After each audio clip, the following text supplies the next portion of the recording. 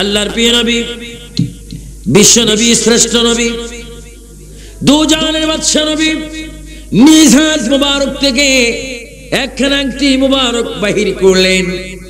আংটি মুবারক বাহির করে আল্লাহর প্রিয় নবী দু জাহানের বাদশা নবী সাইয়েদনা আবু বকর সিদ্দিকের হাত মুবারকের মধ্যে দিলেন। আবু বকর, বাজারের মধ্যে যাও, স্বর্ণকারের কাছে গিয়ে আংটির মধ্যে তুমি সুন্দর করে লিখে নিয়ে আসো, লা ইলাহা ইল্লাল্লাহ।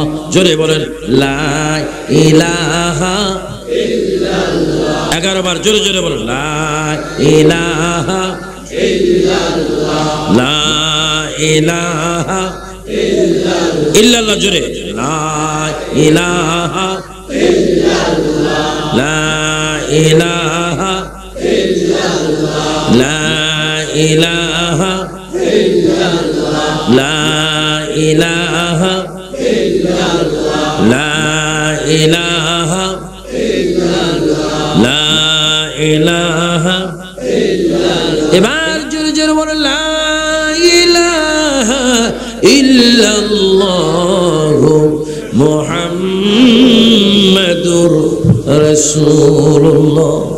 বলুন সাল্লাল্লাহু। আল্লাহর নবীর সাহাবী সাইয়েদনা আবু বকর ওই স্বর্ণকারের দোকানে গেলেন, রাসূল পাকের আংটি মুবারক নিয়ে গেলেন। স্বর্ণকারকে বললেন, ভাই, সুন্দর করে তোমার যত যে দক্ষতা যোগ্যতা দিয়ে সুন্দর করে আল্লাহর নামটা আংটির মধ্যে লেখো। শুধু আল্লাহর নাম লেখো না, আল্লাহর নামের পরে আমার মনের নবী মুহাম্মদুর রাসূলুল্লাহর নাম মোবারক তুমি লেখো। নবীজি বললেন, শুধু আমার আল্লাহর নামটা লিখে নিয়ে আসেন। আল্লাহর নাম। আমাদের দেশে এখনো অনেকে আংটি পড়ে, আংটির উপরে নিজে গিয়ে লিখে আনে, আই লাভ ইউ, আমি তোমাকে ভালোবাসি। স্বর্ণের হার কোনো মতে এখানে আসে, লিখে দেয় আই লাভ ইউ। প্রেমিক তার প্রেমিকার নাম এখানে লিখে রাখে।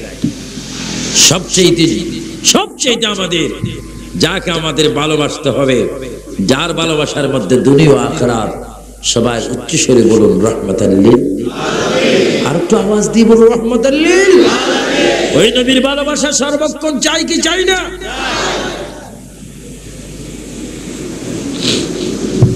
নবীকে বেশি বেশি ভালোবাসা। আল্লাহ রাসূল বলে, আবু বকর, এখানে আল্লাহর নামটা লিখে নিয়ে আসো, লা ইলাহা ইল্লাল্লাহ।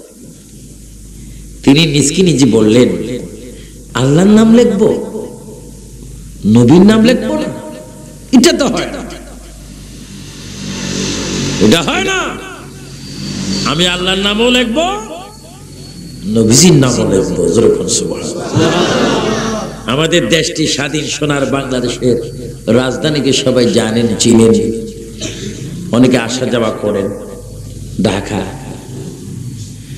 রাজধানীতে একটা জাতীয় মসজিদ রয়েছে, বাইতুল মুকাররম। সেখানে দীর্ঘকাল পর্যন্ত ছিল আল্লাহ। অনেক আন্দোলনের পরে সেখানে সংযুক্ত হয়েছে আকবার, আল্লাহু আকবার। কিন্তু বড় বড় ইমাম সাহেব মসজিদের মধ্যে ইমামতি করেন, নাম মদিনাঘাট থেকে শুরু করলে কাপ্তাই রাস্তার মাথায় গিয়ে শেষ হয়। এত বড় বড় নাম, কিন্তু সেই সমস্ত আলেমদের দৃষ্টিতে আল্লাহর নামের সাথে নবীর নামটা লিখতে তাদের শরম থাকে না। এতে প্রমাণ হয় এরা জাহিরি রাসূল পাকের শত্রু, ইসলামের শত্রু। ঠিক কিনা? জাতীয় মসজিদে মেইন গেটে আল্লাহ শব্দের সাথে মুহাম্মদ শব্দ ফিট হোক, এটা আমরা চাই কি চাই না? হাত তুলে বলেন, চাই কি চাই না? আল্লাহু আকবার বলে, আল্লাহু আকবার। কারণ মুসলমান যখন কলমা পড়ে, কলমার সাথে আল্লাহ পাকের নামের সাথে নবীজির নাম আছে কিনা? আরো জোরে আছে কিনা? আজানে নবীর নাম, কামতে নবীর নাম, খুতবায় নবীর নাম, মুনাজাতে নবীর নাম, শাদীর মধ্যে নবীর নাম, জানাজায় নবীর নাম, দোয়াতে নবীর নাম, কবরে নবীর নাম, সব জায়গায় নবীর নাম আছে কিনা? যারা ঈমানদার তাদের সিনার মধ্যেও নবী আছে কিনা? প্রতিটি মসজিদে আল্লাহর সাথে নবীর নাম লেখা হোক, এটা আমরা চাই কি চাই না? সেখানে এতদিন অনেক দিন ছিল আল্লাহ, পরে দি বলতে বলতে সেখানে হয়ে গেছে আল্লাহু আকবার। কিন্তু তারপরও নবীর নাম আনতে চায় না, কারণ নবী যদি আইসা যায় এখানে শিরিক আরম্ভ হয়ে যাবে। কিন্তু অথচ নবীর নাম আসলে এখানে প্রেম শুরু হবে। আমি নিজে দেখেছি আমার প্রিয় রাসূল পাকের সব মসজিদ যেখানে আল্লাহর নবী ইমামতি করেছেন, নামাজ পড়েছেন, যে মসজিদে নামাজ পড়লে 50,000 ওয়াক্তের সওয়াব পাওয়া যায়, এক ওয়াক্ত নামাজ পড়লে 50,000 ওয়াক্তের সওয়াব পাওয়া যায়, ওই মসজিদ মসজিদে নববী মিন রিয়াজিল জান্নাহ। ওখানে কতগুলা ফিলার রয়েছে, প্রতিটি ফিলারের মধ্যে আল্লাহ এবং নবীজির নাম মোবারক লেখা। জোরে বলেন সুবহানাল্লাহ। যারা হজে যাবেন তারা দেখবেন মসজিদে নববী শরীফে, মক্কা শরীফ, মসজিদে হারামে সব আল্লাহর নবীর নাম লেখা আছে কিনা? কিন্তু আমাদের দেশে আল্লাহর নামটা ইবাদত মনে করে, নবীর নামকে বেদাত মনে করে। ও সুন্নি ভাইয়েরা, বুড়িচরের ভাইয়েরা, রাউজানের ভাইয়েরা, হাটাজারির ভাইয়েরা, আওয়াজ দিয়ে জোরে সরে বলেন, আমরা রাসূল পাকের নাম মোবারক চাই কি চাই না? আরো জোরে বলেন, চাই কি চাই না? ও উত্তর বুড়িচর, এটা হাটাজারি না? আচ্ছা আচ্ছা।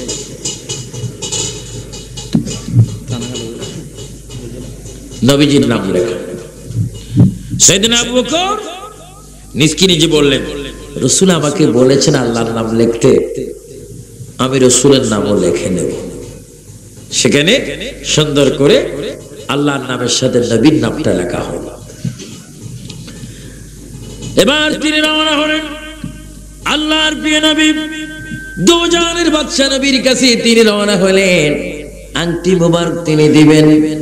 আল্লাহ পাক জিবরাইলকে ডাক দিলেন, জিবরাইল শোনো, ও জিবরাইল দেখো সাইয়েদনা আবু বকর আমার নবীকে কত ভালোবাসে। রাসূল বলল, শুধু আমার নাম লেখার জন্য, কিন্তু আমি আল্লাহ থেকে আবু বকর সিদ্দিক নবীকে বাদ দেয় না। হ্যাঁ জিবরাইল, তুমি সাক্ষী থাকো, আবু বকর যেমনি ভাবে আমার নামের থেকে নবীর নাম বাদ দেয় না, আংটির মধ্যে লিখে নিয়েছে, তুমি জিবরাইল আমি রব্বুল আলামিনের পক্ষ থেকে নবীর নামের সাথে আবু বকরের নামটাও লিখে দাও।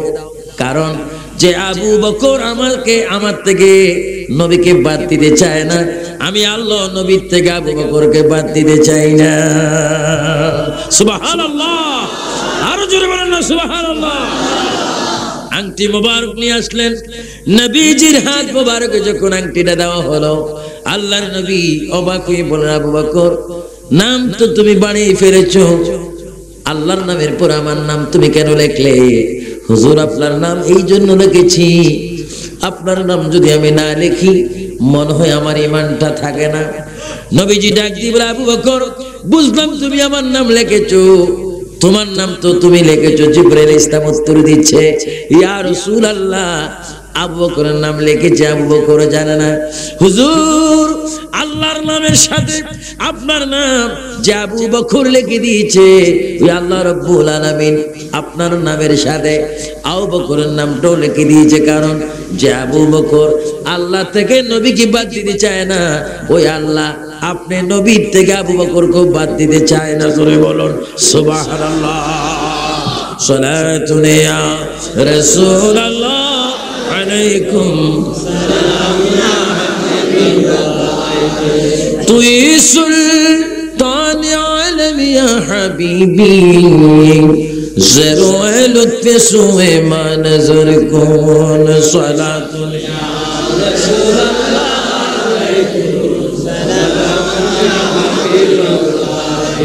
अल्लाह अल्लाह क्या मुबारक नाम है, अल्लाह अल्लाह मोमिनों का काम है, सलातुन या रसूलल्लाह अलैकुम सलाम या हबीबल्लाह। कहाँ हो या रसूल अल्लाह कहाँ हो, मेरे आका मेरे मौला कहाँ हो, सलातुन या रसूल अल्लाह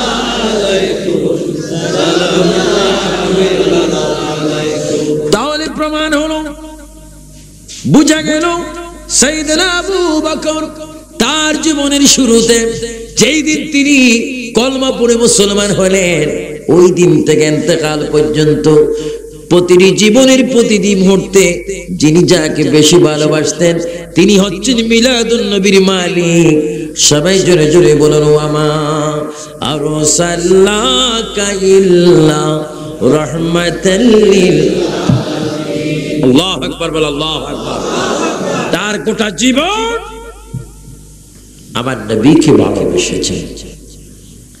আপনারা যারা মদিনা শরীফ গিয়েছেন,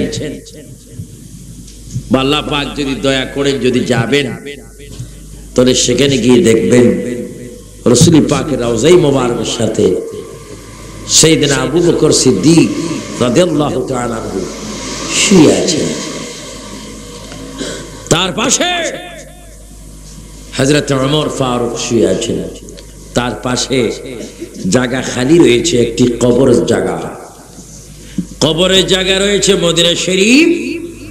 আর যার জন্য খালি রয়েছেন তিনি রয়েছেন চতুর্থ আসমানে। এটা কেমন কথা? কবরের জায়গা খালি কোথায়? মদিনা শরীফ। একটা আওয়াজ দিবেন, যেরকম কোন শরীফ? আর যার কবর হবে তিনি আছেন কোথায়? আরো যেরকম কোন আসমান? চতুর্থ আসমান। চতুর্থ আসমান কি বার সিগন্যাল গেলে পাওয়া যাবে? কোথায় গেলে পাবো? সেই দিকে যেতে হবে, সেদিকে যাওয়া সম্ভব না, পাওয়া সম্ভব, কিন্তু আছে। এটা আমাদের ঈমান। ওয়া বানাইনা ফাওকাকুম সাবআন শিদাদা। আল্লাহ পাক আমার আপনার মাথার উপর 7টা আসমান রেখে দিয়েছেন। চিৎকার দিবেন সুবহানাল্লাহ। কয়টা আসমান? একটার থেকে আরেকটার দূরত্ব কত? 500 বছর। একটার থেকে আরেকটার দূরত্ব 500 বছর। একটার দবস পার হইতে 500 বছর।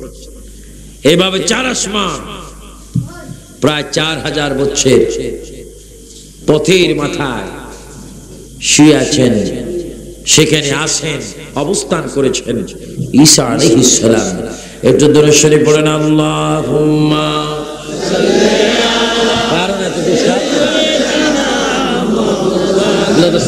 মধু মধু মধু সভাপতি নিয়ে আসে। আর একটু জোরে জোরে বলুন, আল্লাহুম্মা। যখন গেলেন আরশদারে মাবুদ কিয়া বলে, আরে হাবিব আমার নিকট জুতা মুবারক নিয়ে। আল্লাহুম্মা সাল্লি আলা সাইয়্যিদিনা মাওলানা মুহাম্মদ ওয়া আলা আলি সাইয়্যিদিনা মাওলানা মুহাম্মদ। গভীর মনোযোগ আমার সুন্নি ভাইরা, আমার শ্রোতা ভাইরা, আমার মাস্টার প্রভাষক শিক্ষক ভাইরা, আলেম উলামা ভাইরা, ইমাম ভাইরা, মুয়াজ্জিন ভাইরা, কারি সাহেব ভাইরা, গভীর মনোযোগ। আল্লাহর প্রিয় নবী রওজা মুবারকের সাথে 2টি রওজা রয়েছে, কবর রয়েছে সাইয়েদনা আবু বকর ওমর। পাশে একটি কবরের জায়গা বিদ্যমান খালি রয়েছে, কবরের জায়গা খালি রয়েছে সোনার মদিনায়। আর যিনি কবরে শুইবেন আসবেন তিনি বর্তমান এখনো রয়েছে চতুর্থ আসমানে। তিনি এমন একজন মানুষ, তিনি সাধারণ পাবলিক নয়, কৃষক নয়, শ্রমিক নয়। তিনি এমন এক ব্যক্তি যিনি ছিলেন জলিল কদর পয়গম্বর, ইনজিল কিতাব প্রাপ্ত ছিলেন। আজকে তিনি চতুর্থ আসমানে বসে আছেন। আবার তিনি দুনিয়ার মধ্যে আসবেন নবী হয়ে নয়, ইনজিল কিতাব নিয়ে নয়। তিনি আবার জমিনের মধ্যে আসবেন আমার আপনার নবীর গোলাম হয়ে। জোরে বলুন সুবহানাল্লাহ, আল্লাহু আকবার বলেন। এগুলা কি বড় মৌলবীরা দেখে না? বড় হুজুররা হাটাজারি মাদ্রাসার মুহতামিম নাতু ঈসা আলাইহিস সালাম, জিরি মাদ্রাসার নায়েবে মুহতামিম নয়, মিশর বিশ্ববিদ্যালয়ের প্রিন্সিপাল নয়। তিনি কে? তিনি জলিল কদর পয়গম্বর হযরত ঈসা রূহুল্লাহ। চিৎকার দিয়ে বলেন সুবহানাল্লাহ। নাম কি? ঈসা। আছেন কোথায়? একটু আওয়াজ দেন। আছেন কোথায়? কবর জায়গা কোথায়? একবার দুনিয়াতে এসেছেন। জোরে বলেন, একবার দুনিয়াতে আবার চলে, আবারও কি নবী হয়ে? আরো জোরে বলেন, নবী হয়ে কি হয়ে? বরিশালের মায়েরা, হাটাজারির মায়েরা, নসিব আমাদের অনেক ভালো যে আমরা সাহাবী হইনি, তাবি হইনি, তবে তাবি হইনি, গৌসুল আজম হইনি। আমরা আল্লাহর নবীর গুনাহগার উম্মত হলাম। আমাদের দাম মর্তবা অনেক বেশি। রাসূল আপনার আমার সম্পর্কে বলে গিয়েছেন, শাফাআতি লিহাইল কাবাইরি মিন উম্মতি। উম্মত রে, তোমার যদি ঈমানটা যদি মজবুত থাকে, আমি নবীর প্রতি যদি মহব্বত শ্রদ্ধা যদি ভালো মতো করে রাখো, খোদার কসম দিয়ে বলে গেলাম, হাসরের ময়দানে তুমি গুনাহগার উম্মতের নাম ধরে ধরে আমি আল্লাহর কাছে আমি প্রার্থনা করব, সিজদায় পড়ব। আমার সিজদার অবস্থা দেখে আল্লাহ পাক তোমাদের জিন্দেগীর গুনাহগুলো maaf করে দিবে। আর একটু জোরে বলেন না সুবহানাল্লাহ। আমার আপনার গুনাহ maaf হওয়ার ব্যবস্থা আছে কিনা? আমার আপনার জন্য যিনি সুপারিশ করবেন তিনি মিলাদুন নবীর মালিক। সবাই বলেন মুহাম্মাদুর রাসূলুল্লাহ। তিনি সুপারিশ করবেন, আমাদের নবী সুপারিশ করবেন। আমার আগে বক্তা মাওলানা আব্দুল হামিদ সাহেব বলেছেন, কারা কারা বলেন, অনেকে বলেন রাসূল পরের কল্যাণ অকল্যাণ করা তো দূরের কথা, নিজেরও ভালো মন্দ করার কিছুই ক্ষমতা নেই। সবাই উচ্চ স্বরে বলুন না নাউযুবিল্লাহ। রাসূল কিছু করার ক্ষমতা আছে কিনা? শুধু কিছু না, অনেক। যেটা বলে কি অনেক বলতে কি? আল্লাহ পাক নিজেই কোরআন শরীফের মধ্যে বলেন আমার নবী কি করতে পারে। আমার সুন্নি ভাইয়েরা, মুরব্বী বাবারা শুনুন, আল্লাহর নবী কি করতে পারে আমার ভাইয়েরা বলুন। বিসমিল্লাহির রহমানির ইন্না আ'তাইনাকাল কাউসার। জোরে জোরে বলবেন, ইন্না আ'তাইনাকাল কাউসার ফাসাল্লি লিরাব্বিক ইন্না শানিয়াকা। আল্লাহ পাক আমার নবী কি করতে পারেন? আমার নবী কি সম্পদের মালিক? আল্লাহ পাক নিজে কোরআনের মধ্যে বলেন, হে রাসূল নিশ্চয় আমি আপনাকে কাউসার দান করেছি। খায়রান কাসিরান বলা হচ্ছে তাফসীরের মধ্যে, শাফায়েতে কুবরা সহ 8 খানা বেহেশত সহ হাসরের ময়দানে সুপারিশ সহ। হাবিব আপনাকে এমন ক্ষমতা আমি দান করেছি, আমার দরবারে যত নিয়ামত সমস্ত নিয়ামতের মালিক আমি আপনাকে দান করে দিয়েছি। সুবহানাল্লাহ বলেন সুবহানাল্লাহ। মুহাম্মদ রাসূলুল্লাহ কল্যাণ করার ক্ষমতা আছে কিনা? আরো জোরে বলেন আছে কিনা? আমার নবী উপকার করতে পারে কি পারে না? সে ক্ষমতা নবীকে দিয়েছেন কে? আল্লাহ। আজকে অনেকে মাহফিল করে ওয়াজ করে, সেখানে মানুষ আসে ছোট্ট করে বলে দেয় রাসূল কোন কল্যাণ করার ক্ষমতা নেই। এই কথা যারা বলবে এরা কি ইমানদার না বেঈমান? আরো জোরে, তারা কি বেঈমান? এদের থেকে আপনি একটু সাবধানে থাকুন। কি বলতেছিলাম আমার ভাইয়ারা, আল্লাহর নবীর রওজা মুবারকের পাশে রাসূল পাকের 4 খলিফা রয়েছেন। 4 খলিফার মধ্যে 2 খলিফা রাসূল পাকের কাছে শুয়ে আছেন, আর একজন প্রায় 250 হাত দূরে রয়েছেন।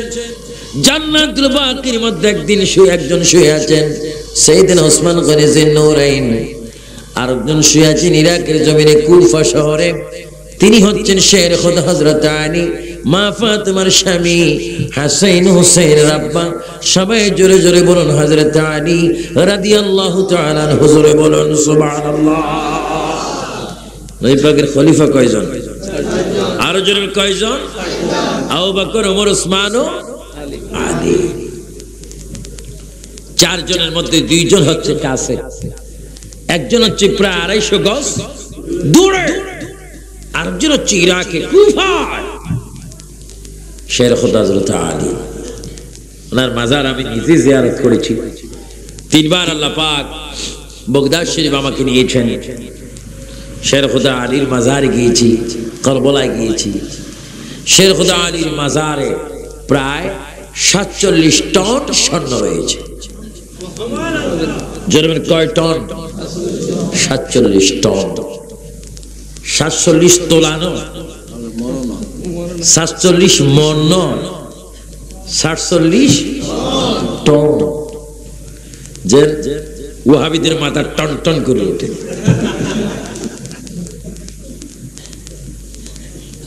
এগুলাতে একটা ফুলের মালা দেখলে হাঁটে, হায় কি না জানি। সারা দেশে সারা বিশ্বে মেয়তরের গোষ্ঠী যদি আতরের খুশবু পায় বেহুশ হয়ে যায়, কারণ তার জাতিগত পেশা হচ্ছে ময়লা পরিষ্কার করা। আতরের ঘ্রাণ পাইলে সে কি করে? আর ওয়াহাবি গোষ্ঠী মাজার যদি ফুল দেখে বেহুশ হয়ে যায়। আর আমরা যদি ফুল দেখি খুশি হয়ে সালাম করা শুরু করি। জোরে করেন সুবহানাল্লাহ। আরো জোরে বলুন না সুবহানাল্লাহ। আপনি কি মাজারের বিপক্ষে না পক্ষে? জিয়ারত চান কি চান না? জিয়ারত করলে কি গুনাহ হয় না গুনাহ মাফ হয়? 47 টন স্বর্ণ, বিশাল বিশাল, কত সুন্দর মাজার। আর সেই মাজারের ভিতরে শের খুদা আলী জিন্দা, মরে নাই। যদি শের খুদা আলী মারা যায় কোরআন মিথ্যা, আর কোরআন সাক্ষী দিচ্ছে লিমান ইয়ুকতালু ফি সাবিলিল্লাহ বালা হায়া, সমস্ত শহীদরা জিন্দা। শের খুদা আলী নবীর ৪র্থ খলিফা, তিনি কবরে জিন্দা। চিৎকার দিবেন সুবহানাল্লাহ। এটা আপনাদের বিশ্বাস হয় কি হয় না? দলিল কি? কোরআন। আরো জোরে বলেন দলিল কি? কোরআনুল কারীম। কোরআন তো আমরা মানি, আর তারাও কোরআন শরীফ পড়ে।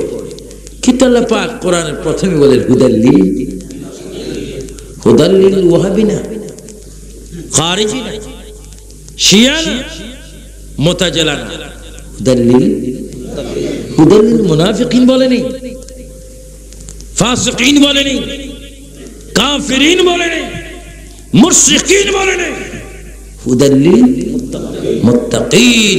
উচ্চ স্বরে বলেন সুন্নি ভাইরা সুবহানাল্লাহ, সুবহানাল্লাহ।